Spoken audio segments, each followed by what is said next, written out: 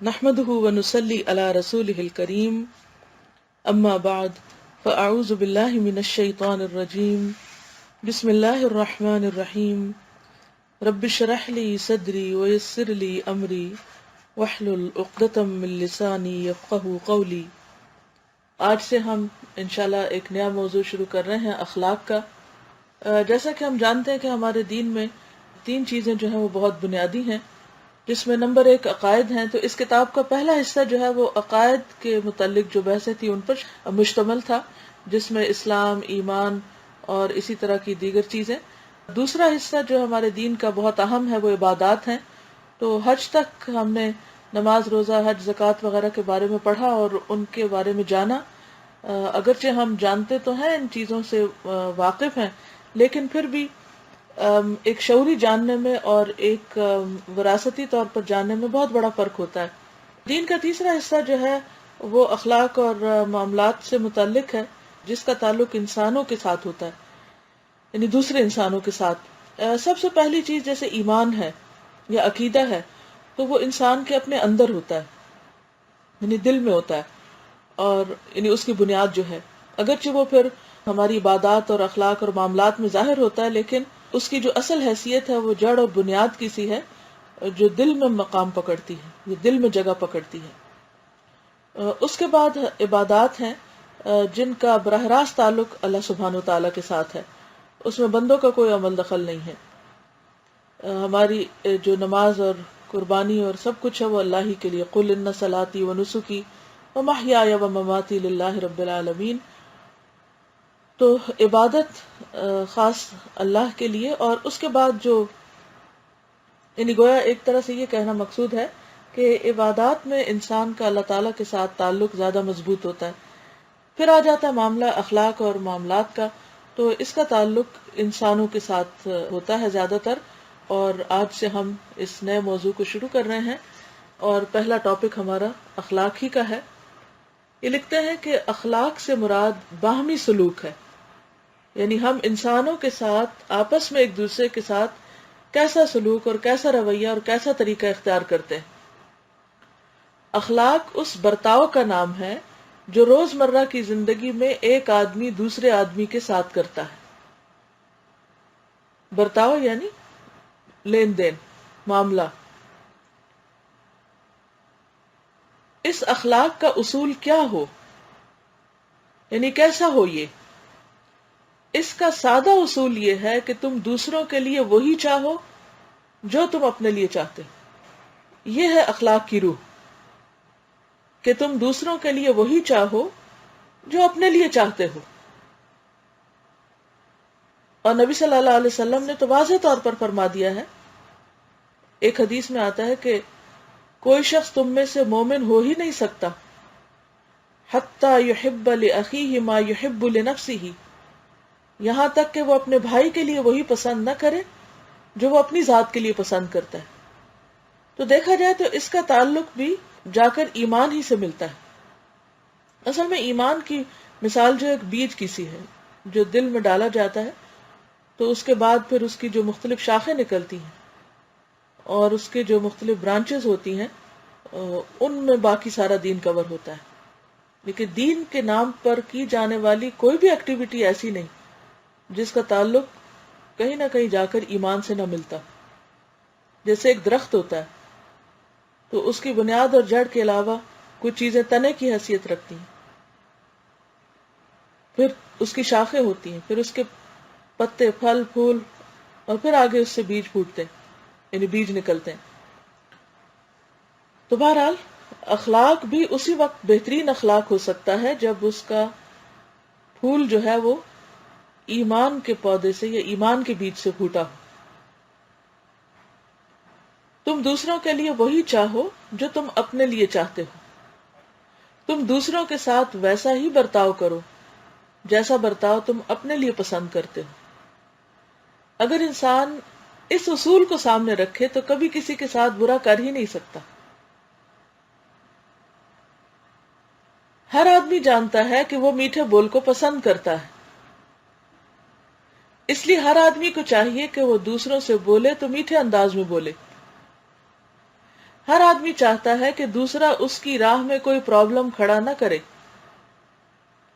اس لیے ہر آدمی کو چاہیے کہ وہ دوسروں کی راہ میں کوئی پرابلم کھڑا کرنے سے اپنے آپ کو بچائے۔ ہر آدمی چاہتا ہے کہ دوسرے لوگ اس کے ساتھ ہمدردی اور تعاون کا معاملہ کریں، اس لیے ہر آدمی کو یہ کرنا چاہیے کہ جب بھی اس کا سابقہ دوسروں سے پڑے وہ ان سے ہمدردی اور تعاون کا معاملہ کرنے کی کوشش کرے، یعنی ان کے ساتھ کوآپریشن کرے۔ اخلاق کا یہ معیار انتہائی سادہ اور فطری ہے، یعنی یہ کوئی بہت بڑا فلسفہ نہیں ہے، کوئی ایسی مشکل بات نہیں کہ جو سمجھ میں نہ آئے، یا کوئی ایسی گتھی نہیں جو سلجھائی نہ جا سکے، اس میں کوئی الجھاؤ نہیں۔ ایک ہی کرائیٹیریا، ایک ہی معیار ہے کہ اپنے آپ کو دوسرے کی جگہ رکھ لو۔ یہ اتنا سادہ ہے کہ ہر آدمی اس کو جان سکتا ہے، خواہ عالم ہو یا جاہل، حتیٰ کہ ایک اندھا یا معذور آدمی بھی نہایت آسانی کے ساتھ یہ سمجھ سکتا ہے کہ کیا چیز اس کے لیے پسندیدہ ہے اور کیا چیز ناپسندیدہ۔ اس حدیث نے انسانی اخلاق کا ایسا معیار دے دیا ہے، ایسا کرائیٹیریا دے دیا ہے کہ جس کو سمجھنے سے کوئی شخص بھی عاجز نہیں ہو سکتا، کوئی انکار ہی نہیں کر سکتا، یہ کہہ ہی نہیں سکتا کہ مجھے یہ بات سمجھ میں نہیں آ رہی،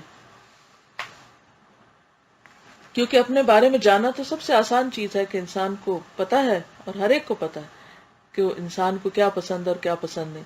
قرآن پاک میں تو بل الانسان علی نفسہ بصیرہ ولو القی معاذیرہ، بلکہ انسان اپنے آپ سے خوب آگاہ ہے، اپنے آپ کو خوب دیکھتا ہے، بصیرہ، ولو القی معاذیرہ، خواہ وہ کتنی ہی معذرتیں پیش کرے، کتنے بھی ایکسکیوز تراشے، ڈھونڈے، بہانے کرے، لیکن وہ اپنے آپ کو جانتا ہے۔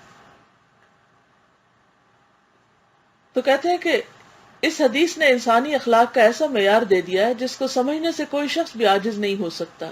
اس طرح اسلام نے ہر آدمی کو اس کے اپنے ذاتی تجربے کی روشنی میں، یعنی پرسنل ایکسپیرینس کی روشنی میں یہ بتا دیا کہ وہ لوگوں سے معاملہ کرنے میں کس قسم کا سلوک کرے اور کس قسم کا سلوک نہ کرے، یعنی کیا کرے اور کیا نہ کرے۔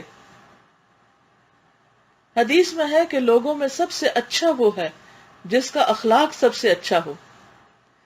اس کے مطابق اچھا انسان بننا کوئی پر اسرار معاملہ نہیں۔ اس کا سادہ فارمولہ یہ ہے کہ آدمی اپنے آپ کو دوہرے معیار سے بچا لے۔ دوہرا معیار کیا ہے؟ ڈبل سٹینڈرڈ، کہ اپنے لیے کچھ اور چاہے اور دوسرے کے لیے کچھ اور چاہے۔ ایسا کرنے کے بعد وہ اپنے آپ اعلی انسانی اخلاق کا مالک بن جائے گا۔ تو کتنی خوبصورت ہے یہ بات کہ انسان ڈبل سٹینڈرڈ سے بچتے ہوئے دوسرے کے لیے وہی چاہے جو اپنے لیے چاہے، تو بس یہی اخلاق ہے۔ اس میں تو کوئی کنفیوژن کی بات ہی نہیں، کوئی لمبی چوڑی بحثوں کی ضرورت نہیں، کوئی بہت بڑے سبق کی ضرورت نہیں، کچھ رٹنے کی ضرورت نہیں، صرف ایک میزان ہے جو اپنے اندر انسان رکھے کہ جب بھی کسی سے بات کرے، جب بھی کسی سے معاملہ کرے، تو یہ سوچے کہ کیا میں اپنے لیے یہی پسند کرتا ہوں، یہ چیز مجھے اپنے لیے پسند ہے کہ کوئی میرے ساتھ ایسا ہی کرے۔ اور اگر یہ میزان انسان ہر وقت ساتھ رکھے، کسی سے بھی معاملہ کرے، اپنے سے بڑے سے کرے، اپنے سے چھوٹے سے کرے، اپنے برابر والے سے کرے، کسی مسلمان سے کرے، کسی نان مسلم سے کرے، کہیں پر بھی ہو، دنیا کے کسی حصے، کسی علاقے، کسی ملک میں ہو، کسی بھی جگہ پر کوئی بزنس کر رہا ہو، کسی بینک میں ہو، کسی مال میں ہو، کسی پارکنگ لاٹ میں ہو، کہیں پر ہو، اگر انسان اس معیار کو سامنے رکھے اور اس کو سامنے رکھ کے دوسرے کے ساتھ معاملہ کرے، تو آپ سمجھیں گے کہ آپ انتہائی اعلیٰ اخلاق کے مالک بن گئے، سب سے بڑی دولت آپ کے ہاتھ میں آ گئی، کیونکہ قیامت کے دن سب سے بھاری نیکی جو انسان کے ترازو میں ہوگی، میزان میں ہوگی، وہ حسن اخلاق ہے۔ اب اس کے لیے میں آپ سب کو ایک چھوٹا سا ہوم ورک دینا چاہوں گی کہ آپ اپنی پرسنل ڈائری لیجئے اور اس پر لکھیے، ایک صفحے پر لکھیے مجھے کیا پسند ہے، یا مجھے لوگوں کی کون کون سی باتیں پسند ہیں، اور دوسرے پر لکھیے کہ مجھے لوگوں کی کون کون سی باتیں پسند نہیں۔ اب آپ کہہ رہے ہوں گے کہ بات تو اپنی ہو رہی تھی تو لوگ کہاں سے آ گئے. بات یہ ہے کہ آپ کو اس انداز سے دیکھنا ہے جیسے ایک آئینے میں دیکھتے ہیں نا، تو آئینہ میں دیکھ کر آپ کو پتا چلتا ہے کہ آپ کے اندر کیا کیا خامی ہے. تو لوگ دراصل آپ کا آئینہ ہوتے ہیں.